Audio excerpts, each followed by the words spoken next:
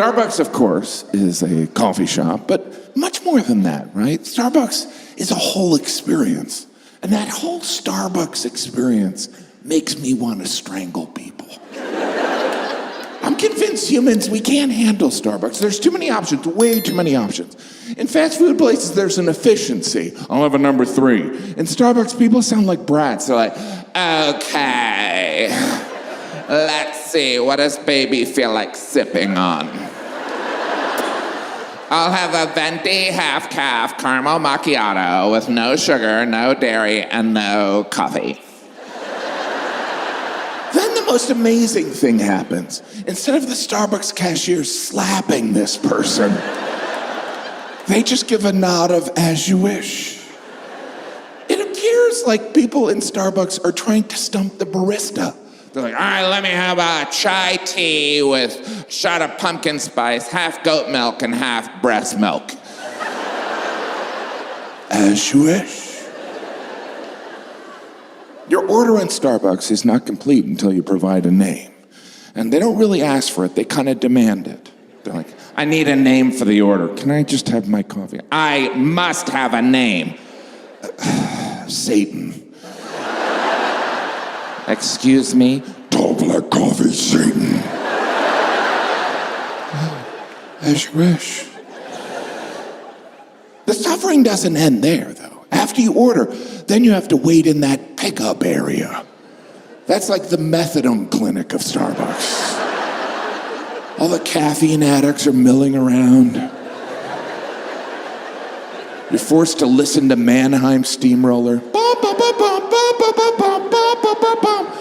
You just judge other people's orders. I have a hot chocolate for Dan. What a dork. Grow up, Dan. And if Dan's not right there, you're like, we should kill Dan. You just wait. You wait as the people that ordered on the Starbucks app breeze in like they're accepting an award. See you losers later. You just end up watching that barista slave away. You've never seen someone work that hard in your life, but you wish they'd pick up the pace a little. Come on! You want your coffee, but more than anything, you need to get away from these people.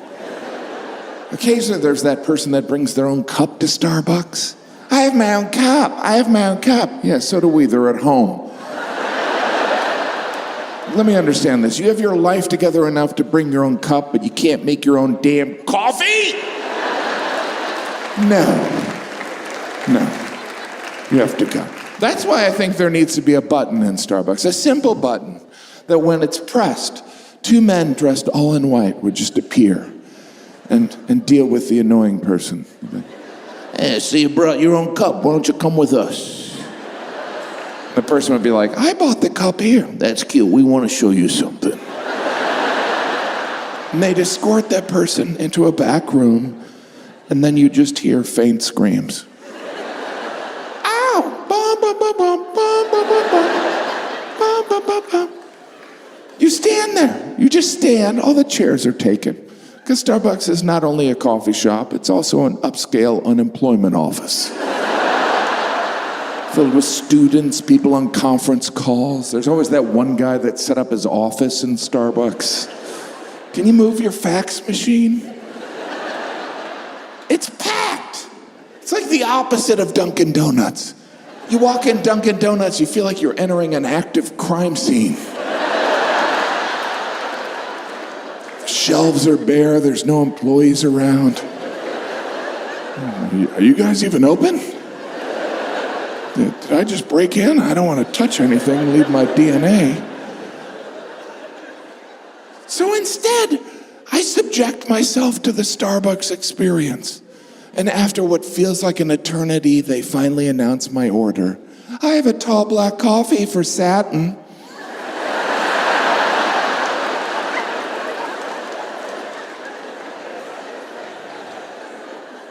It's Satan.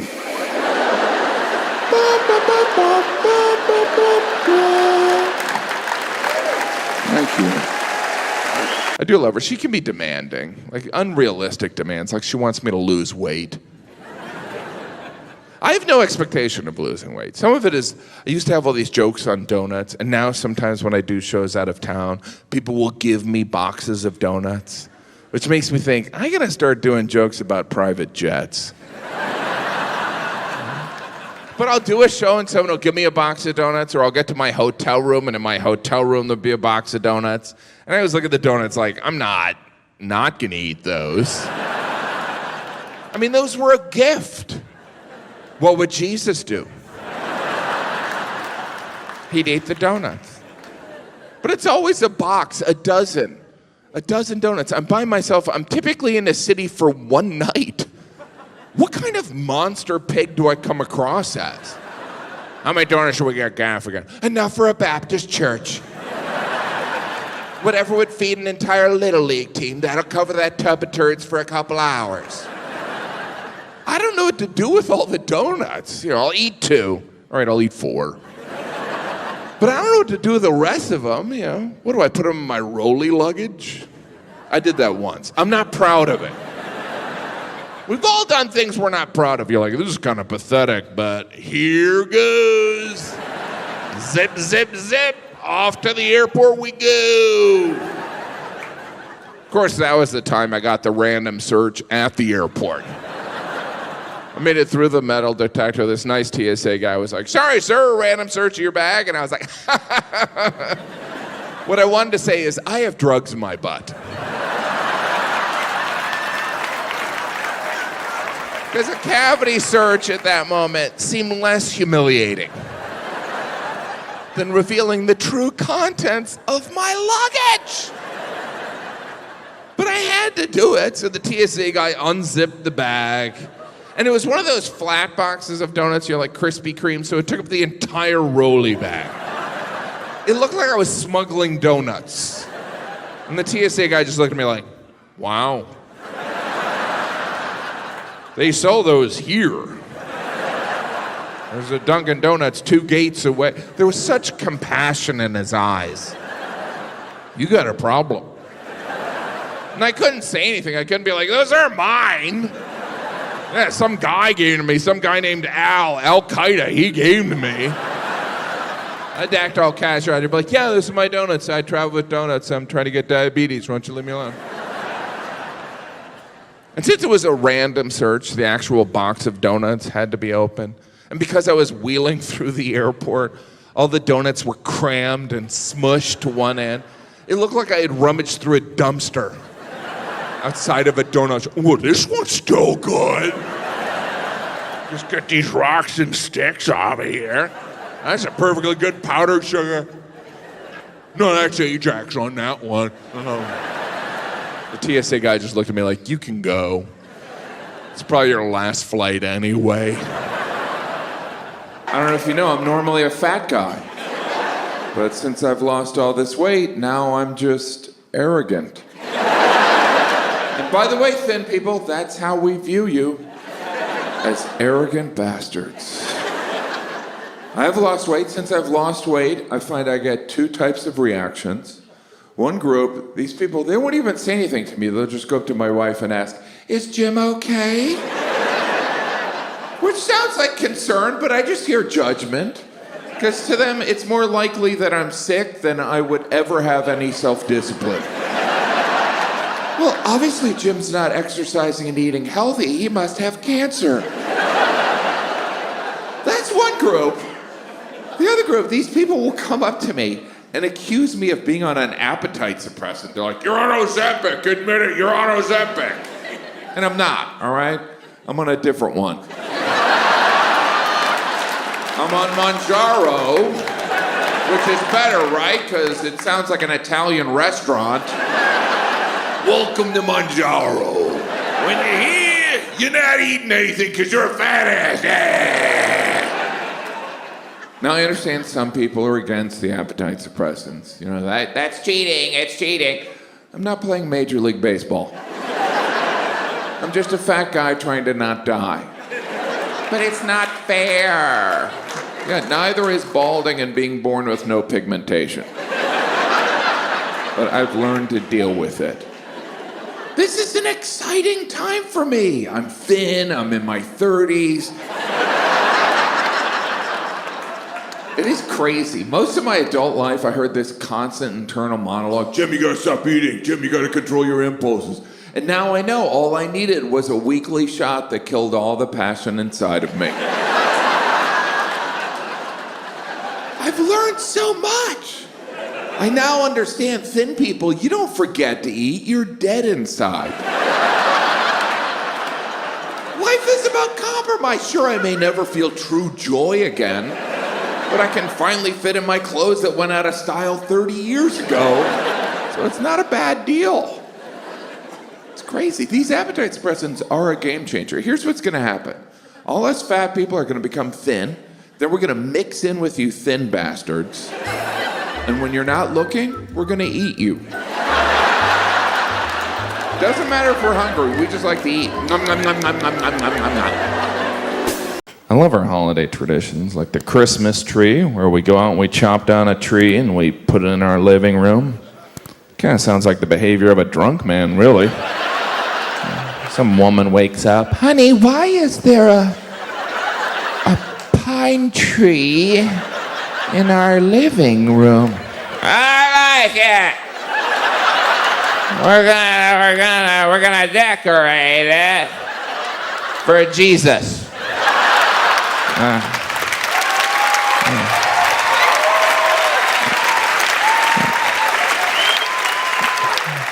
And then I'm gonna hang my socks over the fireplace.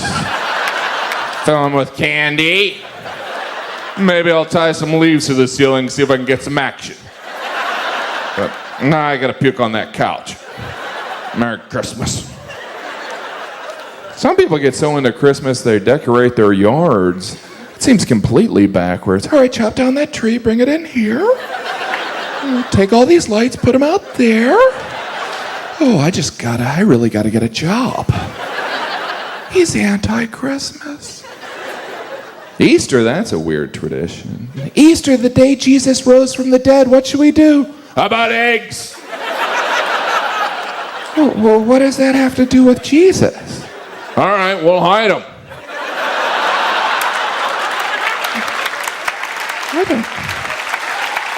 I don't follow your logic. Don't worry, there's a bunny. It's ridiculous. Thanksgiving, it's like we didn't even try to come up with a tradition. The tradition is we overeat. Hey, how about at Thanksgiving we just eat a lot? We do that every day. Oh, what if we eat a lot with people that annoy the hell out of us? Oh, he's anti-family. Most will use holidays so we can eat more. I normally don't have a burger, a brat, and a steak, but it is 4th of July. And I need the energy if I'm going to start blowing crap up. That's what the founding fathers would want. My favorite holiday is Halloween, and not just because women use it as an excuse to dress like prostitutes. You ladies totally do. I'm a witch if she was a hooker. I'm Little Miss Muffet. I'm sure you are. Hey, that almost sounded dirty, fellow. As a kid, Halloween was amazing. You dress like a superhero, you bang on your neighbor's door, and they give you candy. I do that today, and my neighbor wants me arrested. Probably because I make a hot cat woman. Kitty wants some candy.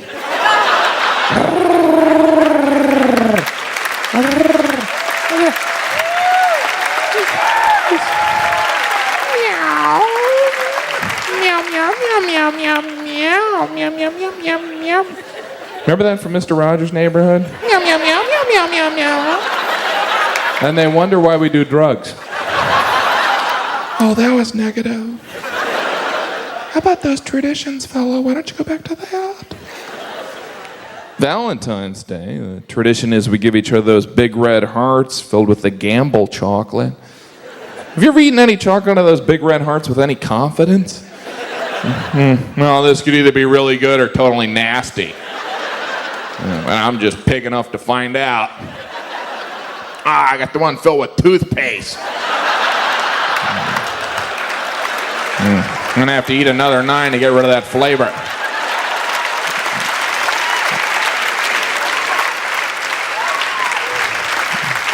There's the big red hearts filled with the Gamble chocolate, or the tiny chalk heart-shaped antacids. I know I make you nauseous. Here's a Tums with Hug Me written on it. Maybe that'll help. I know nothing about Saint Valentine. I assume he's the patron saint of overpriced greeting cards. That's an odd ritual, really. You know, we go out and we buy cards that already have things written in them. It's like, hey, that's something I'd say. Just add my name here at the bottom. There you go! You like what that other guy wrote in there? Took me 5 seconds to find it. Cost me $2. Greeting cards would make sense if there was something profound written in there, but it's always like, happy birthday! Couldn't think of that yourself? I'm not a slogan machine. Birthdays. Everyone acts a little differently around their birthday, don't they? You ever have that friend that gives you the birthday alert? Hey, just want to let you know next Tuesday's my birthday. Just want to let you know I'm not getting you anything. They give the alert because, you know, there's so much pressure in our society to have a good time on your birthday. You know, it's like, I can't believe I'm going to work on my birthday. Can't believe I'm doing laundry on my birthday. Can't believe I'm paying for sex on my birthday. Rip off. It is fun getting those gifts. Huh? It can be hard to give a gift. It's a gamble, you know. It's hard. I can't believe we're still giving clothing as a gift. Because whenever you get clothing as a present, you always open it up and you think, not even close. And the person that gives it's always like, you can take it back if you don't like it. That's all right, I'll just throw it out. Don't give me an errand. Happy birthday, why don't you head to the mall for me? If you get my dry cleaning, that'd be awesome. I got a robe for Christmas. I remember looking at the robe thinking, wow, hope I get the flu so I can wear it. I mean, who has the time to enjoy a robe? What are we, about to shoot a porno? It's a weird piece of clothing. How'd we even come up with the robe? With some guy, hey, I got an idea. How about we make a coat out of a towel? And there could be a belt that goes around, and you could dunk the belt in the toilet. It could be a toilet belt. The indoor jacket, the robe. You ever see someone outside in a robe? They look like they escaped from the loony bin. Just getting the paper before the monsters do, right?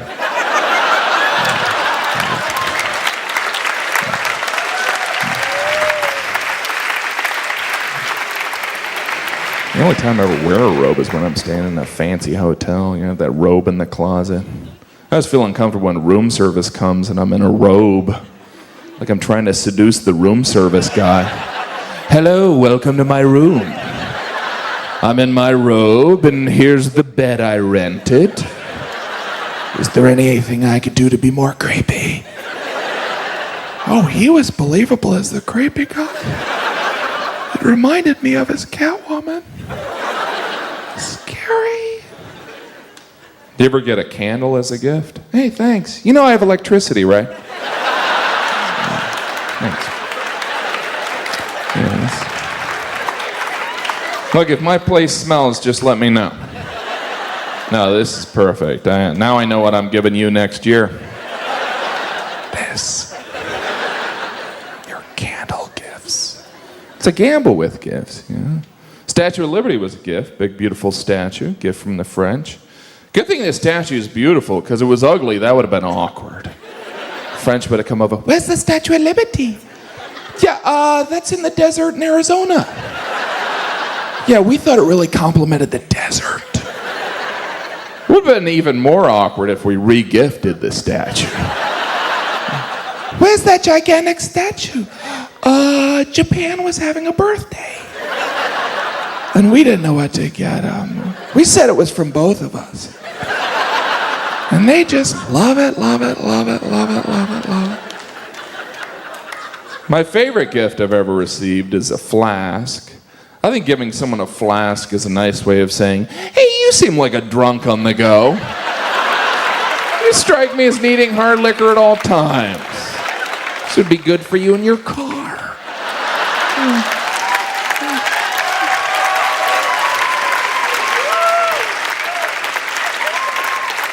Don't you love how we have different containers that we drink different alcohol out of? Like, you ever try and drink wine out of anything but a wine glass?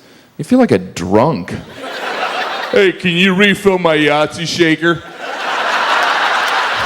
Hit the sippy cup too, will you, Donka? Yeah, Abraham, he went through the ringer. You know. It's not like Jesus had a cakewalk, though. You think Jesus ever tried to talk God out of some of that stuff? You know, like, hey, Dad, you know that whole crucifixion thing? Yes, you're dying on the cross for all mankind's sins. Yeah, hear me out. What if instead of that, we did a big fundraiser? No, get cracking on your miracles. Jesus performed so many miracles. You think the carpentry ever came up when he was doing the miracles? Jesus, if you could cure our son's blindness, and we'd love some shelves right here. I don't know if you want to do the blindness, then the shelves. We need the shelves by Tuesday. Of course, we'd love our son to see those shelves.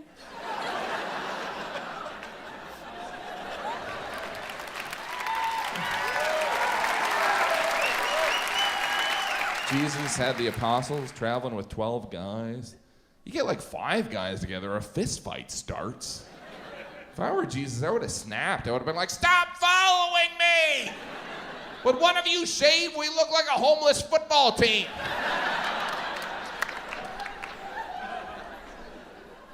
He's going to hell for that job. You know, the apostles are always used as an example of people that gave up everything to follow Jesus. They gave up everything, but, you know, they were fishermen. It's not like they were investment bankers. You know, Jesus went up to them, hey, you know, you're sitting out here in the blistering heat trying to catch fish in the Dead Sea? Yeah, it sucks. You want to follow me? I'm God. By the way, I can turn water into wine. All right, I'll go with you. One condition, you have to give up everything, and I mean everything. So I leave the pole here? No, we can bring the pole.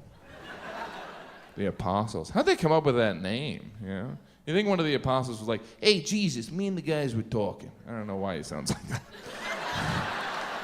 Maybe he's the apostle from Brooklyn. Jesus, me and the guys were talking, you know? We think we need a name. Jesus was like, whatever, I don't care. What about this name? The apostles. Maybe the disciples. We could get some leather jackets, get a big bird on the back. Jesus is like, whatever, we're all gonna be martyred. But we can still get the jackets, right? I don't like those religion jokes. They made me uncomfortable. We all know Jesus had the apostles, but did he have a best friend? Was he ever like, I think everyone knows the apostles, and this is my buddy Earl. We're in marching band together. He thinks this whole Messiah thing is crazy. He's going to hell for that. Heaven. I hope heaven's nice. We kind of built it up down here, didn't we? We compare everything to heaven. It's like, try this pie, it's like heaven. What if we got to heaven, they're like, no pie. No pie? On earth? Yeah, those people aren't coming up here. West Virginia, the state slogan of West Virginia is almost heaven, West Virginia, which sounds cool, but that's not like the best promotion for heaven. Because based on that, if I'm a good guy all my life, when I die, I'm going to a place a little bit better than West Virginia. I mean, it's beautiful, but that kind of makes me want to take another look at hell. He went too far. I didn't like that joke at all. It made me uncomfortable. I know religion jokes make some people uncomfortable, and I call them sinners. My wife is very Catholic. If you've never been to a Catholic Mass, it's still going on. It never really ends. They just loop it around. I can never get my wife to leave when church is over. She's always like, why don't we stay and talk to the weirdest people here?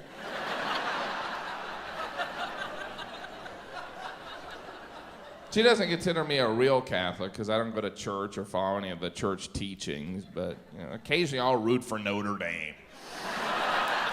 So I'm Catholic. I think it's interesting how Catholics and Protestants didn't get along. How did that play out? Yeah. You see those people over there with the almost identical beliefs as mine? I want to kill them. Because my God's all about love. My grandma would hate those jokes. 2 weeks ago was my grandmother's 101st birthday. How about that? Yeah. Well, it's not that big of a deal. She died 20 years ago. That's a trick joke! Yeah, this has been a fun tour. I've been traveling for a while, yeah. I get emails every week from friends. Hey, when you come to town, you have to stay with us. No, I don't. Because everyone's house has their own kind of smell. I'm like, are you guys making vitamins in here? Who's cooking the feet? Because they are done. You never get offered a real bed. You could crash on the futon. I didn't even know I was getting drunk tonight. They always offer the futon or the airbed. The airbed, I remember when that was just called a raft. Do I get a kickboard as a pillow? They always have a schedule, too. We were thinking breakfast around 7. Think again. Now where can I watch TV all day in my underwear? You're always in trouble as the house guest. Who left that damn porch light on? I was just looking for the bathroom. That's all right. We just want you to feel bad for an hour. You never wake up at the right time. You wake up a couple minutes after them. Nice of you to join us. We thought you fell into a coma. We just want you to feel bad for an hour. You ever stay at someone's place and they're not there? That's weird. Going through their stuff. These people got some weird habits. I stayed at my brother's place for a while. He has a bar in his house, which is cool, but how do you have a bar in your house and not admit you have a little bit of a drinking problem? I'm not an alcoholic. I just need a room dedicated to booze. Here's where we watch TV. Here's where we eat. I get tanked over here. I got a porn closet in the back. Crack Dan's downstairs. Is he drunk? I think he's drunk.